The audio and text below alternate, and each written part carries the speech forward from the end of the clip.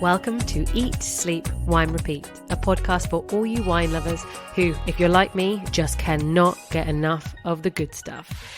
I'm Yanina Dore, your host, brand ambassador, wine educator, and sommelier. So stick with me as we dive deeper into this ever-evolving, wonderful world of wine.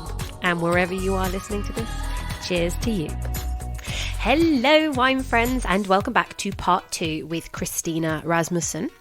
So last week we were talking about Palomino, and this week we are discussing planting your own vineyard and the decisions that you can make. So, as you're going to discover on this episode, Christina has now planted her very own vineyard in England. Yeah, it's all happening over here, guys. So, we will talk about the soils, choosing Massal Selection over Clonal Selection, diseases and viruses in vines, grafting your own vines onto rootstocks and how, grape varieties such as Mondeuse and Pineau, trellising on stakes, high density planting, and so much more. And Christina will be explaining all her reasons for why she has made her decisions, which I just found fascinating. And I hope you do too. So pour yourself a glass of the most interesting wine that you have around and enjoy.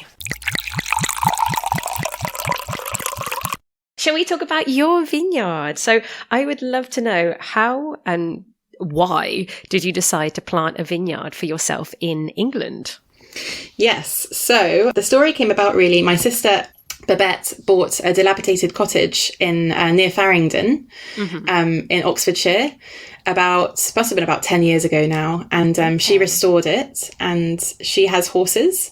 So she loves her nature just as much as you do. Yes. And my big girl, she's a rescue as well. She's with them as well. Oh, lovely. It's on 7 acres. So a small holding. And she also farms organic flowers. Oh, beautiful. Okay. Yeah. And it was actually her idea. So she came to me one day and she said, Christina, do you think it could be a fun project to plant a vineyard together? I've got about an acre that we kind of don't really need, as in we could use it for the horses, but they have enough space. So there is this acre that we could do something with. And at the time, I hadn't even really considered it because, of course, it is very marginal where she is, especially in terms of the majority of English vineyards being down on the south coast. Yeah, a little bit warmer. A little bit. Yes, a little bit. We need every degree, don't we? Yeah. And so I said, of course, in theory, I would love that, but let's have a look at the soil and everything first to make sure that it's actually feasible. And she had actually had a soil analysis done for the horses. Okay, interesting, right? Yeah. So I looked at that, and that's when I got really excited because I realised that the soil is actually quite similar to some of the soils that we find, particularly in the Côte de Beaune and in the Jura. Love it. Okay. So I already know this, but yeah, there's some limestone, isn't there, in there? Yes, we have limestone. It's only about half a metre to a metre down. And on top of that, it's varying degrees of clay. There's a little bit of loam, some gravel. So it's free draining. Perfect with our rain. Yes. So then I got really excited. And that's when I started to research what we could plant. And I knew at that stage that just from speaking to winemakers and from tasting wines, that I would really love to be able to plant Massal Selection. Okay. Why? Why Massal Selection rather than Clonal? Yeah, so for me, it just really comes out of, I don't know, I love history. I love old things. I love the way that wine can really be a portal into another time, another culture, another place. And also sort of it's almost like all of the ghosts of that time come with the wine. And it's the same with plant material. So with Massal Selection, of course, what you're doing is you're really preserving all of this ancient plant material and bringing it into the future. Whereas the risk with clones, of course, clones have their place and they are very important, and that there are great clones out there. It's not a case of clone bad, Massal good. That's not at all. It's much more complex than that. But for me, it was just really the notion of having that sort of history book in the vineyard. As well as, given the fact that we are in a very marginal climate, the opportunity to plant with a Massal Selection might just mean that we have a little bit more resistance in terms of perhaps some vines do ripen a bit earlier.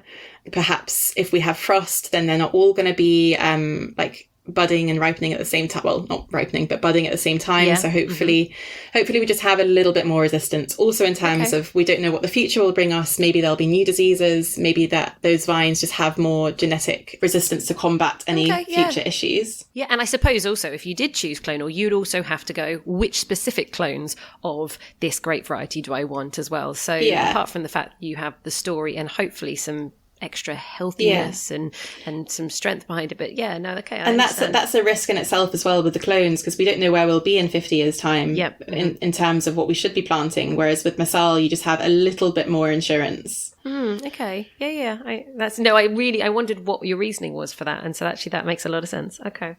Yeah. And so you decided you wanted to do Massal Selection, but then what happened? You needed to find a nursery that was doing it, right? Yeah. So I had this idea in my head. I was like, that would be great. But I had no idea if that would actually be possible. Okay. So I started researching online and couldn't really find anything. But then switched my search terms to French.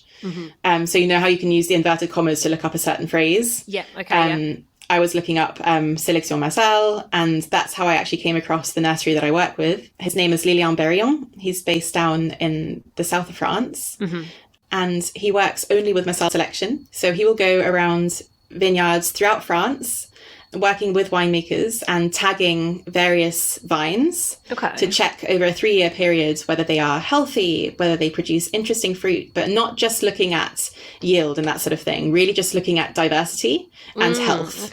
So those are key. And then once after that 3-year period has gone up, then he will take that mother material and then he tests it for virus, which is crucial. Virus is something that we don't speak enough about. And I've actually just finished writing a big piece on virus and vine material that I'm very excited about. But yeah, so the virus testing is crucial. Yeah, send me that link and I'll put it in the show notes for everyone to read about viruses. I will. Okay. Yes. So in France, for example, the one that's causing big problems is cornouet, which is fan leaf. And the issue with it is that it just degenerates vineyards. So vineyards start producing very little over a longer period of time. So I saw one beautiful old vine vineyard of Valdiguet and Jurançon-Noir in Cahors that has fan leaf. It's 70 and now it's only yielding about 10 hectolitres a hectare. Oh, gosh. So obviously these are the things that we massively want to avoid. Clean material is very important. So Lilian does all of the thorough checks and then actually plants the mother material in his own vineyard. So he has this like library of all sorts of varieties. I think it's 70 varieties that he now works with. And not only that, he goes above and beyond. So he also trellises his rootstock, which is quite rare. Usually they're just let to like sprawl. So by trellising it, he gets a higher quality of wood. Okay, interesting. And then he grafts the material. Everything is farmed organically with biodynamic methods as well. And then he grafts the material using the old school hand grafting method versus using the mechanized Omega method. So what that really does is, firstly, it ensures hopefully a cleaner grafting weld, essentially. Okay. Yeah. So it means that, like, it's kind of like if you can imagine like super gluing 2 pieces of paper together and making sure that that's completely flat versus there's like a bubble in there. Yeah. Okay. No. That's a good analogy. Yeah. And so what that does, well, firstly, the fact that it's just a very clean slit means that sap flow flows easier versus with the Omega, it kind of has to go around in like a weird circle. Plus, it should hopefully, there's still a lot of research being done on this, but it should hopefully mean that there's less chance of getting fungal diseases through any of those gaps and through the dead wood that can be caused as well by the Omega grafting. Okay, interesting. I suppose, when we go back to traditional methods, they tend to often always be the best, but we've done things that are quicker and they save us a lot of money, and that's great. But actually going back to what we used to always do. And there's a reason, that those methods work so well. And there's a reason that we have these beautiful old vines all around the world that, I mean, of course, some of them are own-rooted, that's a whole different story. But of the ones that have been grafted, there's a reason that they have survived so well and they are so strong. And partly that might be because of the whip and tongue graft. Yes. Okay. No, that's really interesting. Grafting is not something I know about. So that's interesting that he does it all by hand. Okay. And so I think that's the main points about Lilian. He also does hot water treatment on the vines as well. So on the babies, just to make sure that there's no sort of additional risk of bacteria or whatever being transported. Okay, interesting. Yeah, and so with him, I got in touch and we went back and forth, and he agreed to supply me the material. And then we, of course, began speaking about which grape varieties they should be. So this is where I think some English vineyard consultants probably look at me and think I'm completely bonkers. But I mean, I love diversity, and I just love grape varieties. And for me, this is really, it's a project to learn how things grow, and to learn how to farm different varieties, and just to also observe. And so the majority I chose because I'm fairly certain they will ripen, and therefore I can really make wine with them. So I chose 1,000 Pinot Noir and 600 Chardonnay and 600 Sauvignon. Yep. And Sauvignon is the one in particular that I'm so excited about because nobody in England has it. Do they not? And I just can't understand why. Yeah, it's early ripening and it's pretty like naturally resistant-ish to mildew and so on. And of course, the wines it gives us. I mean, I always liken it a little bit to like Palomino, but with killer acid. That's a really, really valid point. And actually, hopefully, if people have been listening to this podcast, you'll know a lot about the Sauvignon grape variety because we just did an episode on Jura. Everything you're mentioning, I've just done episodes on. It's so funny. Amazing. Synergy. Everyone, you should all be Sauvignon professionals, Sauvignon experts. Okay, so Sauvignon, I'm intrigued to know. And it does well in kind of a wet, coldish climate. Exactly. In Jura. And it's from the northeast of France. Even in colder vintages and way back when, it's always produced striking wines. So I'm very, very excited for it. And then we have medium amounts of Gamay and Trousseau. So two of my favorite red wine varieties. They are, of course, a little bit later ripening, so hopefully they'll ripen. Well, Gamay, I think you are definitely going to win with Gamay. I work for Balfour Winery, and at Balfour we have planted a lot of Gamay, and we have some in tank. Actually, come see us and taste a little bit in tank. It's not released yet. I would love to. And I think it's fantastic. I think it's a really exciting grape variety, and I think it's something that England could lead with. Yes, I am wholeheartedly behind you on your Gamay choice. Thank you. And Trousseau I adore, so that's going to be very interesting to see what that gives as well. And then I have little bits just for fun of Pinot de Nice and Mondeuse.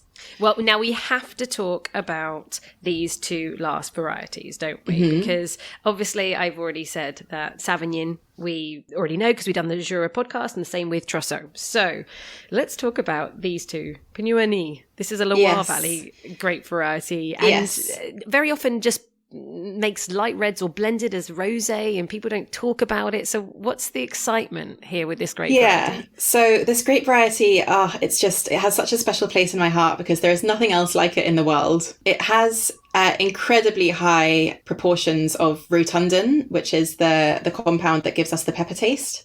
Okay. I believe it might be the highest in the world. But don't quote me on that. But it's very, very, very high, together with a recently introduced variety actually called Tardif in the southwest, which is also hyper peppery. Okay, Tardif. Yeah. But so Pinot de Nice, I mean, when we talk about pepper wine, we often talk about Syrah. If you can imagine Syrah on acid. That's what that is what Pinot de Nice is. But it's so fascinating because it has such a light body. So it's not like it's not sort of particularly tannic. It does have tannins, but they're very fine. And it's very juicy and pretty and elegant. It's just a fascinating variety. Okay, which is interesting because Mondeuse is almost the opposite. It's much more intense and higher tannins, isn't it? Yes. So, okay. Is that then planted for variety to contrast with your lighter Pinot Noir and Gamay and Pinot de Nice? Yeah, so I mean, with the Pinot de Nice and with the Mondeuse, the reason for planting them really is just because I love them. It's the pepper. But also it's just from like an ampelographic perspective because they are varieties that mean so much to me. Just being able to have them is so special. And Mondeuse in itself is also very, very peppery. And it's actually, I mean, it's the grandparent of Syrah, which I just think is the coolest thing ever. Love that, yes. It is a little bit more rustic in its structure, I would say, and much more on the earthy side as well. But you can also make very, very elegant wines with it. And I love both of the varieties. And I actually had a dream the other day about the wine that I made. And it was like a sort of very, very, very pale pink, but it tasted like a white wine, but it had this spice in it. Love it. Okay, and that's the plan, is it? That is the plan. I would love to make everything, probably not the Pinot de Nice and Mondeuse because so little of it, but in terms of the Pinot, the Sauvignon, the Chardonnay, the Gamay and the Trousseau, I'd like to make micro vinifications of them on their own, and then also to do a whole across the board blend. But I mean, I'm not getting ahead of myself too much yet, just taking it one day at a time. It's going to be quite a while. Well, we might get a tiny bit of fruit this year, but I think our first proper year will be next year or even the year after. Okay, so you might be able to play around a little bit this year. Yes. To see. Actually, for everyone going, what's Mondeuse? This is actually from the Savoie region. It's from the Savoie, yeah. Which I have not touched on. So that's for another episode. But yes, I'm really intrigued by the choice of grape varieties that you've picked. Now, in terms of planting in the vineyard, you obviously chose high density, didn't you? And you've decided to train everything on poles. So I'm intrigued by your decisions here as well. Yeah, again, English wine consultants think I'm crazy. I don't blame them, but I think a little bit of crazy is good. We have to experiment and also be open to the idea of making mistakes. Yeah. I'm sure I'm going to make mistakes, many of them on this journey. I already have. That's just part of it. And that's how I believe that we can get further in our comprehension and understanding of the grapevine. The reason for choosing the stakes, really, the primary reason I went to visit in that August 2020, I went to see Jean Gonon in the Northern Rhône. Of Domaine Pierre Gonon. And he grows all of his vines on stakes, and the vines arch onto their immediate neighbour, but only once. So if you can imagine, it's just one arch and then a separate pole, its neighbour, one arch, etc. and so forth. Okay. And visiting him in peak drought season, it was so dry and the vineyards on either side were suffering immensely. I mean, they were just not looking very well. Of course, a lot of this also has to do with soil management. But for me, really, I think one of the reasons his are so healthy is that he trains them in this method. And we were talking about it, and of course this is much more philosophical, but we were saying how the vine is a liana. It likes to climb. That's its natural state. And so we, as far as we can, if we can actually just let it climb, then in theory, it might just be a little bit happier. Okay, yeah. And so he lets his climb up these poles and then, arches them onto their neighbour. And that then helps them to find sort of a little bit more of this intrinsic sort of climbing balance, I guess you could say. All right. So that's what you're planning on doing as they grow. Yeah. And there are also winemakers who are returning to that method in Burgundy. So I went to see Jean-Yves Bizot, and I've also spoken to Charles Le Chaux about this. And part of their reasons for also doing this is you're able to obviously train higher, so you can bring the vine off, like you can help to bring the fruiting zone further up, which should help to mitigate a bit of frost risk as well. Okay. Well, that's probably good in this climate. Yeah, exactly. So that's another option too. And the other reason, especially with Bizot, is also that he doesn't really resonate with the idea of hedging so much. So like cutting vines along wires, like when you go through and you trim, because every time you do that, you kind of send like a shock message to the vine, and then it focuses again on growing and sort of regrowing. Whereas ultimately what you really want to do is try and help the vine to find its own balance, and then to put that focus more on its fruit and just not being so, I guess, being a little bit more gentle with the vine. Yeah, okay. And so that's my goal as well. I mean, I have no idea. It's one of these things where I have all of these ideas in my head. But until they're in practice, I can't tell you how they're going to go. But it's really interesting to listen to your reasoning. And I think that's for everybody who's listening. The chances are the majority are not going to go out and plant a vineyard, but just to understand decisions that can be made in vineyards. So why high density? So high density, really just looking at the Burgundy model as well, because in terms of soil, also in terms of climate, that is really, we're very similar. Burgundy, of course, is perhaps getting a bit too hot for high density, TBC, in terms of water. But with water where we are, saying that last year we did have drought, but generally speaking, we do have a lot of rainfall. Yeah. So by planting high density, I'm hoping that the vines, I can sort of control, or not control, but produce an environment for them to have lower vigor naturally. Okay, yeah. That was also something that I chose with regards to the rootstocks. So they're grafted onto 420A and 3309, both of which are low vigor rootstocks. Whereas the majority of UK vineyards are grafted onto Furcal, which is high vigor. The issue with Furcal, of course, being that Furcal can withstand a high amount of limestone. So that's obviously also why. But so can 420A, 3309, a little bit less so, but we don't need to worry as much about our limestone as we would have to with something like chalk, for example. Yeah, okay.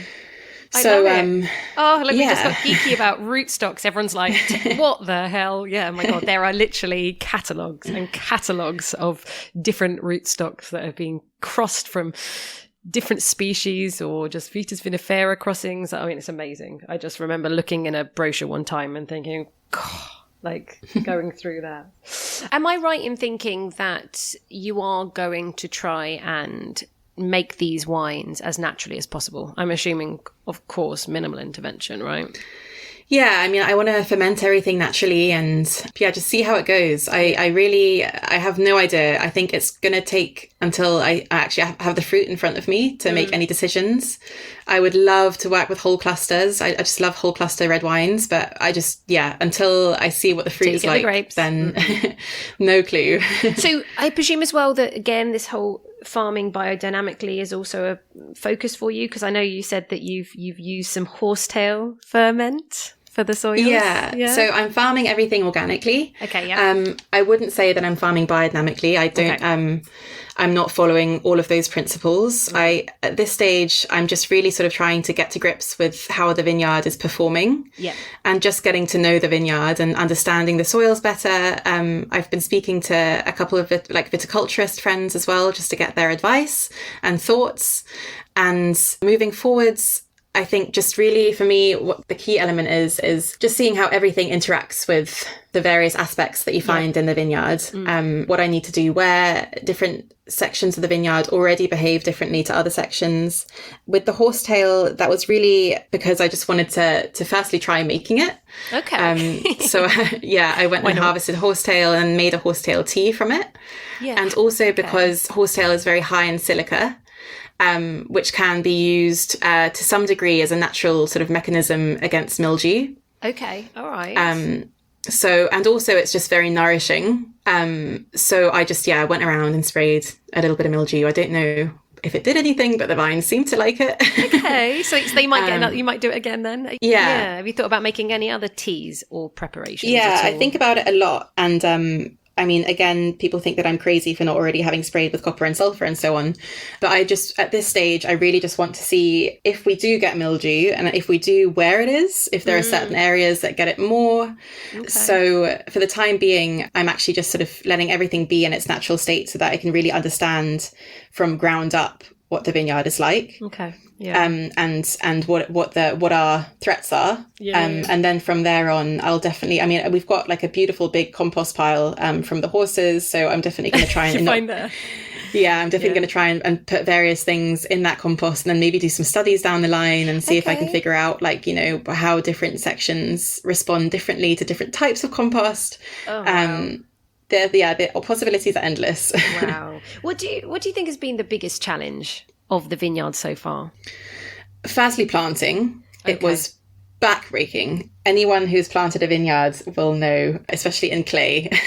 Well, you're so low to the ground, right? How long? Actually, this is a really valid point, because I have not planted a vineyard.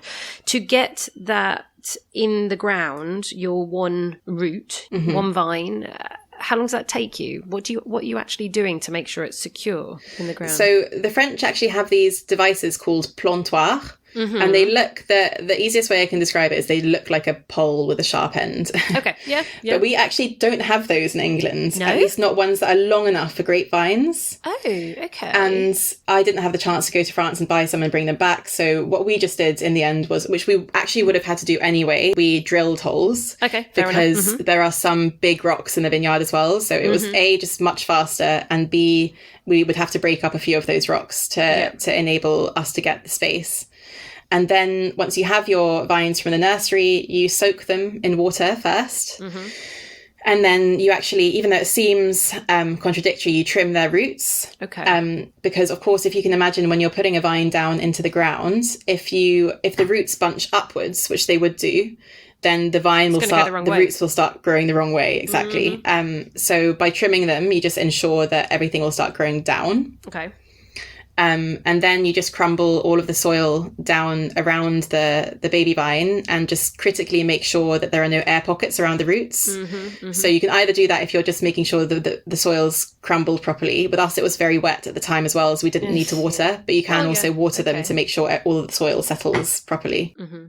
And how long does it take you to just put the vine in the ground, crumble up the soil and ensure that it's secure? Is it kind of just a minute just to do that and then you move on and crouch down over the next one, or does it take a bit longer? Yeah, it takes quite a long time. So I can't do the math. So there were probably about 5-6 of us over 3 days, and we planted 3,100 vines. Oh, wow. So whatever the maths is, but it was honestly like it is so backbreaking, especially I think for us it was even harder that weekend because it was so wet. So we were literally like wading through mud. Swimming through mud. Yeah.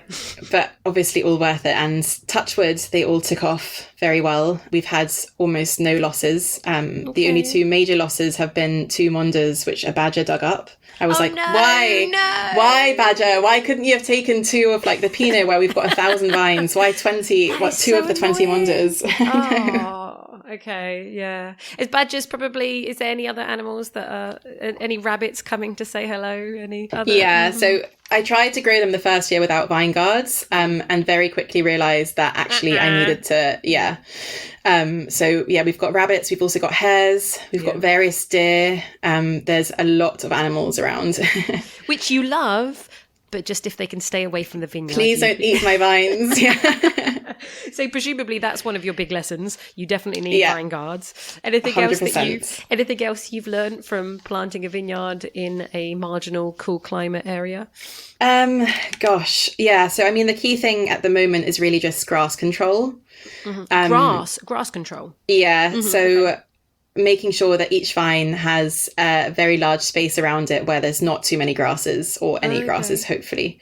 Just because they need to have the resources to grow their roots deep. And I mean, of course, I'm doing that organically, so it's really time consuming. I'm up a lot at the moment I've got a little electric rototiller that works really well. But often it has to be done by hand if it's sort of very deep rooted grass.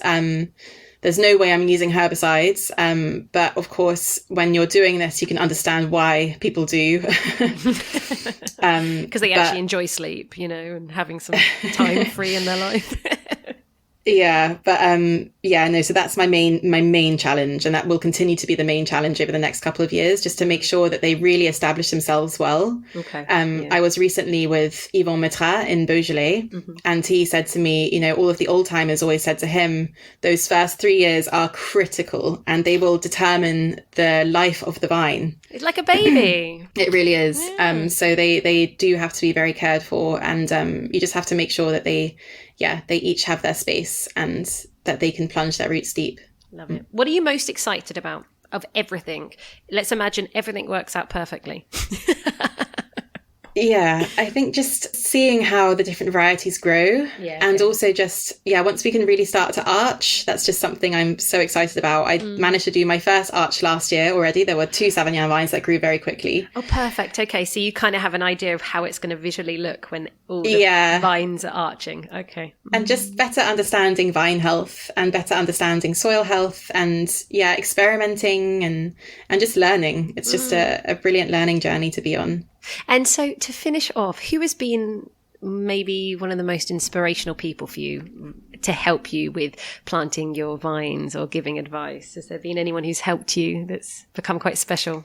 Yeah, I mean, there are so many, and I'm fortunate to have close winemaker friends who I can rely on and go to for, various questions. In 2020, I did harvest briefly for 2 weeks with Domaine Dujac in Moret-Saint-Denis. Lovely. And Jeremy and Diana are, they're close friends and just amazing mentors. And just, I have immense admiration for them, and they're very kind and forthcoming with their help and information. And I've definitely bounced back and forth a few times with them. Of course, growing Pinot Noir and growing Chardonnay, and of course I'm turning to a lot of Burgundian growers, and Tomoko Kuriyama of Chantrève. She has incredible knowledge when it comes to regenerative viticulture. And Katerina Sade of Les Aurets, she has amazing knowledge when it comes to biodynamics. And so those two, I definitely will be speaking to more and more as the vines continue to grow. Right. In terms of further afield, I often speak with Raj and Abe and Ibn as well, and they just have such immense knowledge. And if I ever have like an urgent problem, I can always ask them for advice. And And I actually would just say, you've mentioned Raj Parr a few times, I think in the podcast before as well. Everyone, if you haven't tried the Sandy wines, I mean, they've just become like the benchmark wines for Santa Barbara, really, haven't they? You know, and he has this new project as well called Phelan Farm. Oh, okay. So Raj is now really a farmer. He's dedicated wholeheartedly to it. He's based there every day, and he's actually growing very similar varieties to me, plus more. So I'm sure that we're going to be on the phone talking about various ways to combat mildew and so on.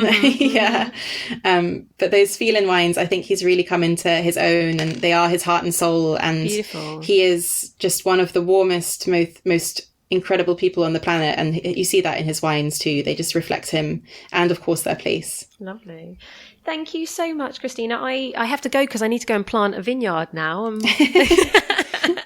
I love it. I'm entirely... No, actually, I'm not. It sounds like backbreaking work. I think I'm just going to continue what I'm doing, which is drinking the wines and learning the stories behind them. But thank you so much for actually making this so much more visual for everybody listening, so they can actually understand really what it takes to plant a vineyard. Of course. And thank you so much for having me. And I can't wait to listen to all of your other podcasts too. That's amazing. Well, yes, exactly. Jura and Tenerife's too, that you'll definitely enjoy. Very much looking forward to it. Oh, well, good luck with this vineyard. I cannot wait to see what happens with the Mondeuse, with the 18 vines of Mondeuse.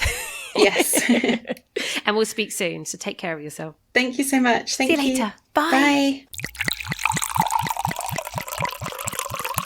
Honestly, I always find it simply fascinating, all the decisions that can go into one small vineyard.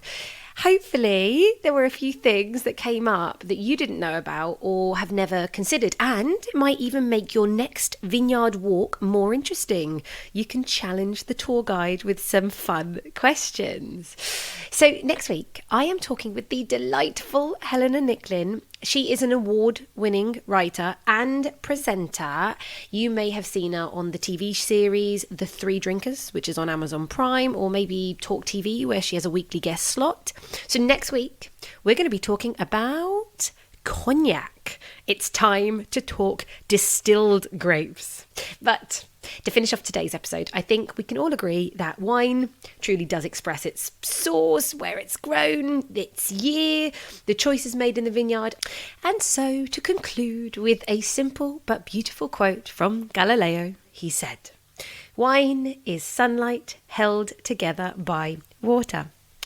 May you taste that sunshine in your wine glass this week. And thank you for listening. And I hope this episode has been an interesting one for you. If you are enjoying these podcasts, make sure you talk about it and share with your wine-loving friends. Take a screenshot and post that on your socials. And if you have 2 extra minutes, the best thing you can possibly do to show your support is to leave a review on Apple Podcasts or a rating on Spotify. This is going to help the podcast become more discoverable.